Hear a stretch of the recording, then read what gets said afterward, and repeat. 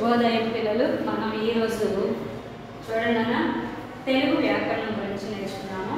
ఈ తెలుగు వ్యాకరణం గురించి తెలుసుకునే ముందు మనం భాష అంటే ఏంటి అనేది గురించి మనం తెలుసుకోవాలి. అసలు భాష అంటే ఏంటంటే మనం తల్లిబడిలో నుంచి పుట్టగానే తల్లిబడిలో నుంచి నేర్చుకునేటువంటి వాటిని భాష అంటాము. అలాగే చుట్టూ పరిసరాల నుంచి కూడా మనం భాష నేర్చుకుంటూ ఉంటాం. ఈ భాష అనేది ఈ లిపి అనేది ఏంటి? శైలి రూపంలో ఉండొచ్చు, వాగ్రూపంలో ఉండొచ్చు, లిఖిత రూపంలో ఉండొచ్చు. వాగ్రూపం అంటే మాట్లాడడం, సైకిల్ అంటే సైకిల్ ద్వారా మాట చెప్పడం, తెలియచేయడం. అలాగే లిఖితం అంటే రాయడం. ఇది విధంగా భాషను మనం తెలియచేయవచ్చు. అంటే ఈ తెలుగు వ్యాకరణంలో మనం అక్షరమాల గురించి నేర్చుకున్నాం. అక్షరమాల చూడండి. అక్షరం అంటే ఏంటి? క్షరము అంటే నాశనమగునది. దీనికి ఆపోజిట్ వర్డ్ ఏంటి? అక్షరము, నాశనము కానటువంటిది, నాశనము కానిది. క్షరము అంటే నాశనం అగునది, అక్షరం అంటే ఏంటన్నా నాశనం కానిది. అంటే ఏంటి? అనేది మనం వ్యతిరేక పదాలు ఎక్కువగా ఉపయోగిస్తాం. ఎగ్జాంపుల్ న్యాయము అను, న్యాయము. దీనికి ఆపోజిట్ ఏంటన్నా వ్యతిరేక పదం ఏంటి? అన్యాయం, అన్యాయము. తర్వాత ధర్మము, అధర్మము. ఇలా అనేది మనం ఎక్కువగా దేంట్లో ఉపయోగిస్తాం? వ్యతిరేక పదాల్లో ఉపయోగిస్తూ ఉంటాం. అంటే ఏంటన్నా క్షరము అంటే నాశనం అవుతున్నది అని అర్థం, అక్షరము అంటే నాశనం కానటువంటిది అని అర్థం. అంటే నాశనం కాకుండా ఉంటే ఏంటి? ఎక్కువగా మనకి శాస్త్రీయ అక్షరాలు అనేవి శాస్త్రంగా అలాగే ఉంటాయి అని అర్థం. అయితే ఈ అక్షరమాలని ఏం చేశారంటే 3 భాగాలుగా విభజించారు. జాగ్రత్తగా వినండి. అక్షరమాలని 3 భాగాలు. ఫస్ట్ ఏంటి? మొదటిది అచ్చులు. రెండవది చూడండి హల్లులు. మూడవది ఉభయాక్షరాలు.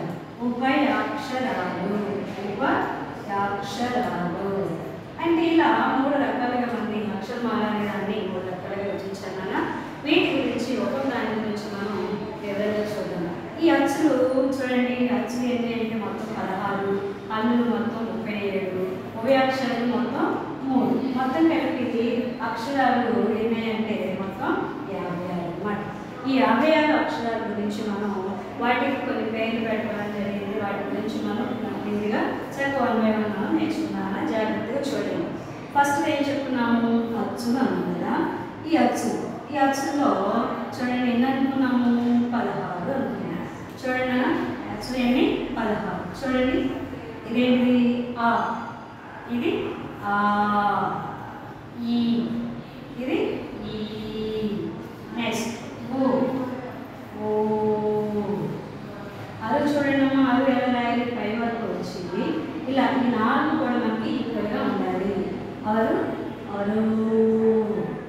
నెక్స్ట్ అరు. A I. ఓకే, 2 ఈక్వల్ ఉండాలి. పై వరకు వస్తే మనకు బాగా అయిపోతుంది. జాగ్రత్తగా రాయాలి. ఔ, ఆహా. చూడండి పిల్లలు, వీటిని అచ్చులు అంటారు. ఈ అచ్చుల్లో చూడండి ఇది మనం కొంచెం తప్పుగా పలుకుతున్నాము. ఇది కొంచెం ఎక్కువ దేనికి వస్తుంది.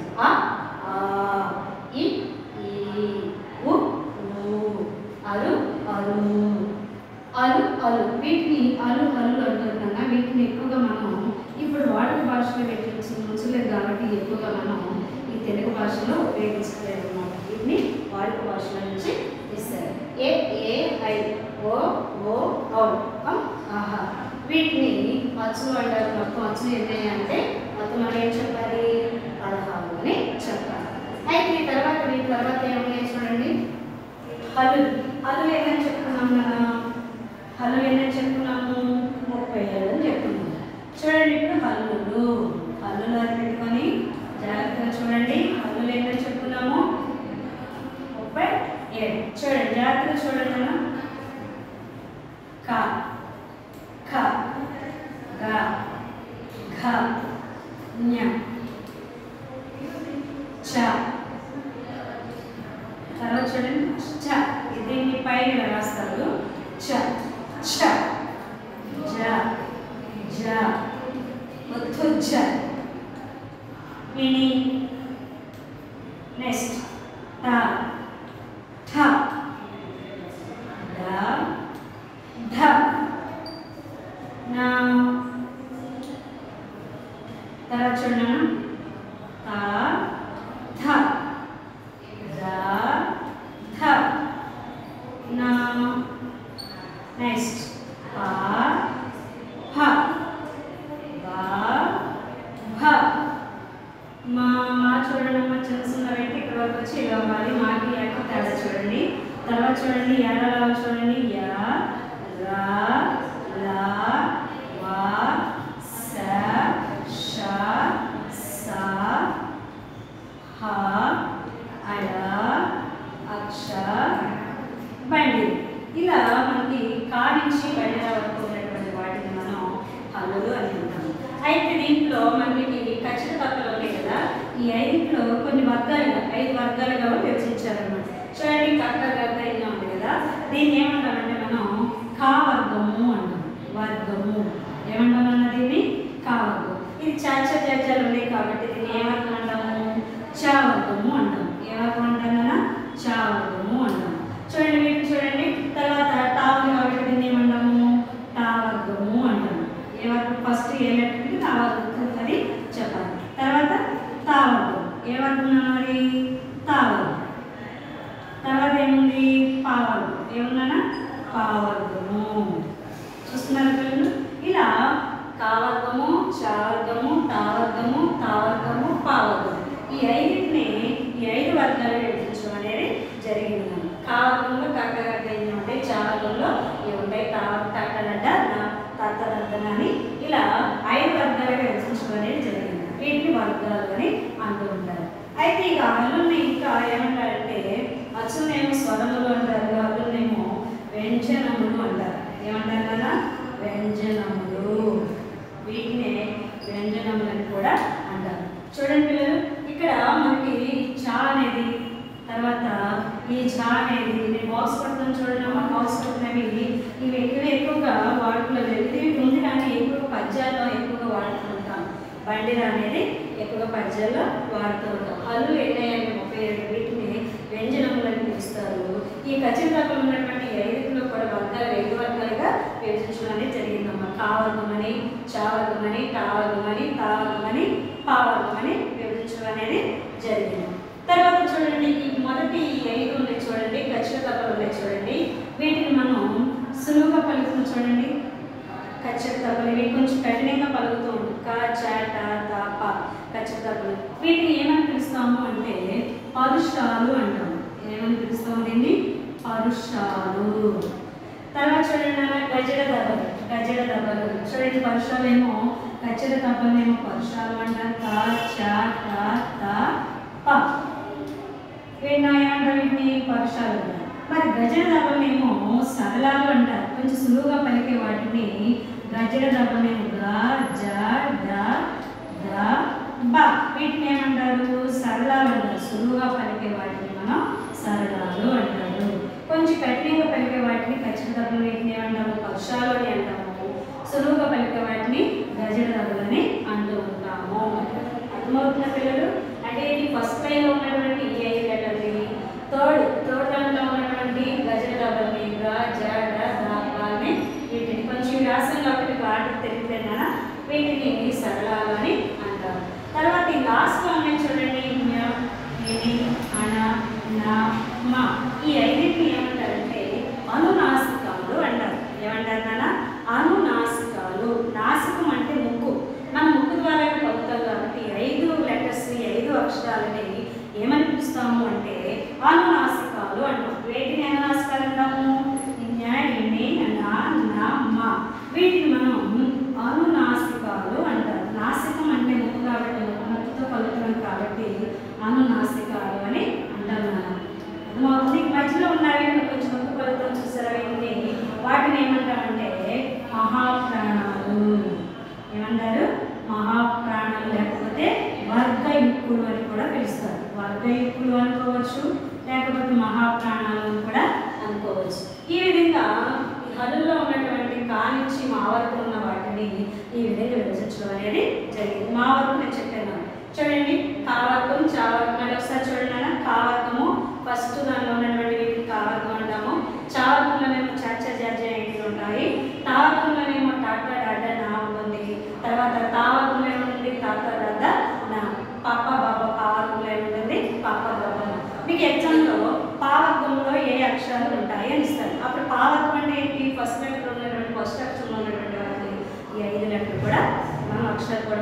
రాసుకోవాలి.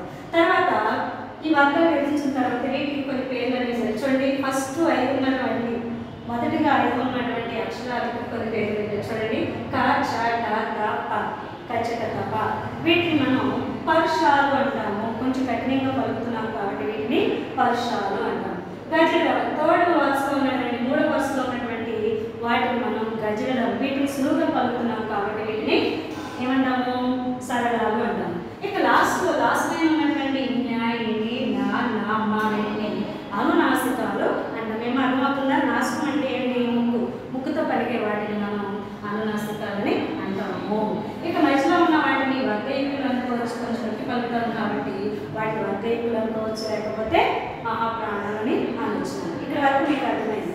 తర్వాత చూడండి, దీంట్లో యా, రా, లా, వా ఇవి యా, రా, లా, వా, అయా ఏమన్నా చూడండి. ఇవి యా, రా, లా, వా, లా. వీటిని మనం ఏమంటామంటే అంతస్తాలు అంటాము. ఏమంటామన్నా? అంతస్తాలు. ఎందుకని మీరు అంతస్తాలు అంటామని మీకు అవుతావచ్చు. అంతస్తాలు అని మనం మెట్లకి పైకి వెళ్తాం కదా, అంతస్తాలు అంటాం కదా. అలాగే మనం పలికేటప్పుడు వాటిని అంతస్తాలని వేటిని అంటాము? చూడండి, యా, రా, లా, వా, అలా. వీటిని అంతస్తాలు. అంతస్తం అంటే ఏంటంటే మనం పలికేటప్పుడు మనం నాలుక పైన అంగికి తగ్గుతుంది. యా, రా, లా, వా, అలా అలా అన్నప్పుడు మన నాలుక పైన అంగికి తగ్గుతుంది కాబట్టి వీటిని మనం ఏమని పిలుస్తాము అంటే అంతస్తాలు అని పిలుస్తూ ఉంటాం. తర్వాత సా, ష, సా, హ అక్షరం. వీటిని ఊష్మాలు అంటారు. ఏమంటాము వీటిని? ఊష్మాలు. ఊష్మాలు అంటే ఊది పలికేటటువంటి వాటిని మనం ఏమంటాము? ఊష్మాలు అంటాము. ఊది పలికేటటువంటి వాటిని మనం ఏమంటామన్నా? ఊష్మాలు అంటాం. ఆ ఊష్మాలు ఏంటి? స, ష. మనం పలికేటప్పుడు స, ష అన్నప్పుడు మన నోటి నుంచి గాలి బయటకు వస్తూ ఉంటుంది. గాలి బయటకు వెళ్ళి ఊది పలికే వాటిని గాలి బయటకు వస్తుంది కాబట్టి వాటిని ఊష్మాలు అని అంటూ ఉంటారు. అవేంటన్నా? స, ష, స, హ అక్షరం. అంటే ఏంటి? మనం పలికేటప్పుడు నోటి ద్వారా నుంచి గాలి వస్తుంది. చేపెట్టుకోండి, ఇలా చేపెట్టుకొని స, ష, స, హ ఇలాంటివన్నీ కూడా మనకి గాలి అనేది చేతి తగ్గుతుంది, అంటే ఊది పలుకుతుంది కాబట్టి వీటిని ఊష్మాలు అని అన్నారు. అర్థమైందా పిల్లలు? వీటి వరకు వీటిని చూడండి రకాలుగా మనం విభజించడం జరిగింది. అయితే వీటిలోనే తర్వాత మనం హల్లులు 37 గురించి చెప్తున్నాము. తర్వాత ఉభయాక్షరాలు. ఉభయాక్షరాలు ఏంటన్నా? ఉభయాక్షరాలు ఏంటి అని? 3 0 0 విసర్గ. ఉభయాక్షరాలు ఏంటన్నా? 0 ఉభయాక్షరాలు ఏంటి? 3 0 0 విసర్గ. 0 0 0 కూడా పద్యాలు మనం ఎక్కువగా ఉపయోగిస్తూ ఉంటాము. అర్థమైంది పిల్లలు? ఇక్కడ వరకు తెలుగు వ్యాకరణంలో ఇది హల్లులు వివరణ అనేది అర్థమైంది కదా. ఉభయాక్షరాలు ఏంటంటే 3. మొత్తం తెలుగు భాషకు అక్షరాలు ఏంటంటే 56 అని చెప్పుకోవాలి. అయితే ఈ అక్షరాలను హల్లులను కొన్ని అక్షరాల గురించి నేర్చుకుందాం. చూడండి, ఫస్ట్ వన్ ఏంటి? చూడండి, హ్రస్వాక్షరాలు. హ్రస్వాక్షరాలు. హ్రస్వాక్షరాలు పిల్లలు. హ్రస్వము. హ్రస్వము అంటే ఏంటన్నా? పొట్టి. పొట్టి అన్నమాట, అంటే ఇంకొచ్చారు. హ్రస్వము అంటే పొట్టి కాబట్టి అంటే ఏంటి?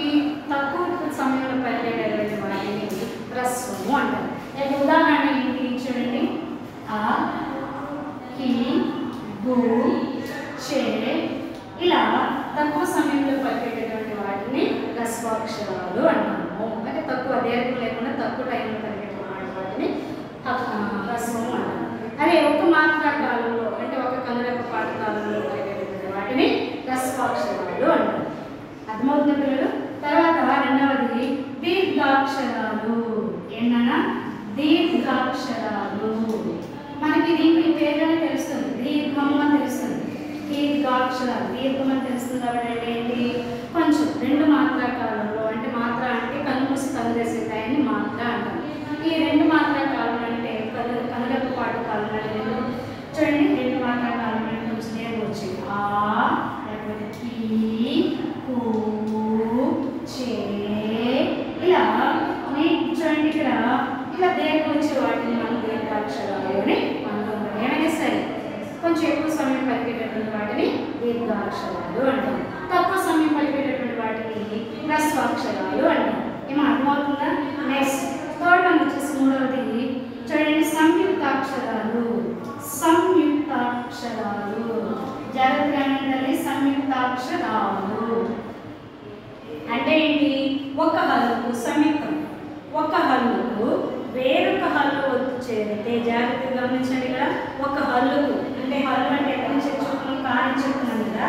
కానించి దీనికి ఒక హల్లుకు వేరొక హల్లు ఒత్తు, ఒక హల్లుకు వేరొక హల్లు ఒత్తు వచ్చి చేరితే దానిని సంయుక్తాక్షరము అంటాము. ఇప్పుడు ఎగ్జాంపుల్ చూడండి, స్వప్న ఉంది. స్వ సాకిన ఏమవుతుంది? వేరే ఒక హల్లుకు వేరే హల్లు అవుతుంది. స్వప్న పాకన నావుతుంది. పాకన నావుతుంది ఏంటి అంటే ఒక హల్లుకు వేరొక హల్లు అవుతుంది కాబట్టి దీన్ని మనం సంయుక్తాక్షరము అంటాము. ఓకేనా పిల్లలు, అర్థమైందా? నెక్స్ట్ ఫోర్త్ వన్ వచ్చేసరికి ద్విత్వాక్షరము. ద్విత్వాక్షరము, ద్విత్వాక్షరాలు అర్థమవుతుందా పిల్లలు? జాగ్రత్తగానండి. ద్విత్వాక్షరం దీంట్లోనే కనిపిస్తుంది. ద్వి అంటే ఏంటన్నా? రెండు. ద్వి అంటే ఏంటి? రెండు. అంటే ఏంటి? ఒక హల్లుకు అదే హల్లు వద్దు. ఫర్ ఎగ్జాంపుల్ కా కింద కావద్దు, చా కింద చావద్దు, ఇలా అంటే ఏంటి? ఒక హల్లుకు అదే హల్లు వద్దు వచ్చి చేరితే దాన్ని మనం ఏమంటాము? ద్విత్వాక్షరము అంటాము. చూడండి, అన్నయ్య ఉంది. నా కింద ఏమొచ్చింది? సేమ్ వద్దు వచ్చింది. నా కింద నా వద్దు, యా కింద యా వద్దు. అంటే ద్విత్వాక్షరం అంటే ఏంటి? ఒక హల్లుకు అదే హల్లు వద్దు వచ్చింది అనుకోండి, దానికి మనం ద్విత్వాక్షరము అంటాము. మేము అర్థమవుతున్న పిల్లలు. తర్వాత చూడండి, తర్వాత ఐదవది వచ్చేసరికి ఫిఫ్త్ వన్ వచ్చేసరికి సంశ్లేషాక్షరాలు. ఏమక్షరాలు? సంశ్లేషాక్షరాలు.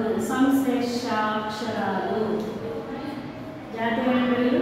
ఇదంటే ఏంటి? సంశ్లేషం అంటే ఏంటంటే చూడండి, ఒక హల్లుకు ఒకటి కంటే ఎక్కువ హల్లు ఒత్తులు వస్తాయి. ఇప్పుడేమో సేమ్ ఒత్తు వేరే ఒత్తు వస్తే అనుకున్నాము. ఇప్పుడు ఏంటంటే ఒకటి కంటే ఎక్కువ ఒత్తులు వస్తాయి, దాన్ని సంశ్లేషాక్షరాలు అంటాం.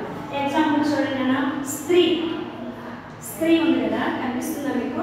స్త్రీ ఉంది కదా, సీకిలో తావత్తు, ఇక్కడ రావద్దు. అంటే తావత్తు వచ్చింది, రావత్తు వచ్చింది. అంటే ఏంటి? ఒకటి కంటే ఎక్కువ ఒత్తులు ఉన్నాయి కాబట్టి దీన్ని సంశ్లేషాక్షరాలు అని అంటూ ఉన్నాము.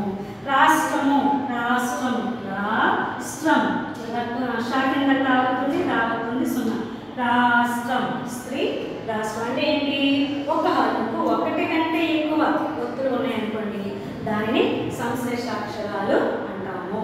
అర్థమైన పిల్లలు, మరొకసారి చూడండి అన్న, ఈ హల్లుల్లోనే మనము కొన్ని రకాలుగా చూడండి అక్షరాలు డివైడ్ చేసేదన్న. చూడండి, హ్రస్వ అక్షరాలు అంటే ఏంటి? హ్రస్వము అంటే పొట్టి, అంటే ఏంటి? పొట్టిగా ఉన్నటువంటి తక్కువ క్రమంలో పలికేటువంటి వాటిని హ్రస్వాక్షరాలు అంటారు. దీర్ఘాక్షరాలు అంటే ఏంటి? దీర్ఘం అంటే ఏంటి? మనం బలికే దానికంటే కొంచెం ఎక్కువ సమయంలో పలికేటటువంటి వాటిని ఏమంటాము? దీర్ఘాక్షరాలు. ఆ, కీ, కు, చే, ఇలా కొంచెం ఎక్కువ సమయం పలికేటటువంటి వాటిని దీర్ఘాక్షరాలు అంటారు. ఇక మూడవది ఏంటమ్మా? సంయుక్తాక్షరాలు. సంయుక్తాక్షరం అంటే ఏంటని చెప్తున్నాము? ఒక హల్లుకు వేరొక హల్లు ఒత్తు వచ్చి చేరితే దానిని సంయుక్తాక్షరము అంటాము. కాకిన నా ఒత్తులని, నాకిన యా ఒత్తు, ఇట్లా వేరే వేరే ఒత్తులుగా ఉంటాయి, దానిని సంయుక్తాక్షరము అంటాము. తర్వాత నాలుగోది ఏంటన్నా? ద్విత్వాక్షరాలు. ద్వి అంటే రెండు. అంటే ఏంటి? ఒక హల్లుకు అదే హల్లు ఒత్తు వచ్చి చేరింది అనుకోండి. చూడండి, అదే ఒత్తు అంటే ఏంటి? అదే హల్లు వచ్చేది. కాకిన కావద్దు, చాకిన చావద్దు, సేమ్ ఒత్తులు ఉంటాయి కాబట్టి దానిని ఏమంటాము? ద్విత్వాక్షరాలు అంటాము. తర్వాత ఐదవది వచ్చేసరికి సంశ్లేషాక్షరాలు. సంశ్లేషము అంటే ఏంటంటే ఒక హల్లుకు ఒకటి కంటే ఎక్కువ హల్లు ఒత్తు వచ్చి చేరితే దాన్ని ఏమంటాము? సంశ్లేషాక్షరాలు అంటాము. ఉదాహరణకి ఏంటి? స్త్రీ. స్త్రీ రాష్ట్రము. స్త్రీలో తావుతుంది, రావతుంది, షాకిన తావుతుంది, రావతుంది. ఈరోజు మనం తెలుగు వ్యాకరణంలో ఈరోజు మనం వర్గాల గురించి తెలుసుకున్నాము. తర్వాత ఈ తెలుగు భాషకి అక్షరాలు ఏదో తెలుసుకున్నాము 56 అని. అచ్చులు ఎన్నన్నా 16, హల్లులు ఎన్ని 37, ఉభయాక్షరాలు ఎన్ని 3 అనుకున్నాము. వీటిలోనే దీర్ఘాక్షరాలని హ్రస్వాక్షరాలని డివైడ్ చేసుకున్నారు. మనం మరొక క్లాస్లో వేరొక వ్యాకరణాన్ని తీసుకుని మనం చెప్పుకుందామన్నా. Thank you.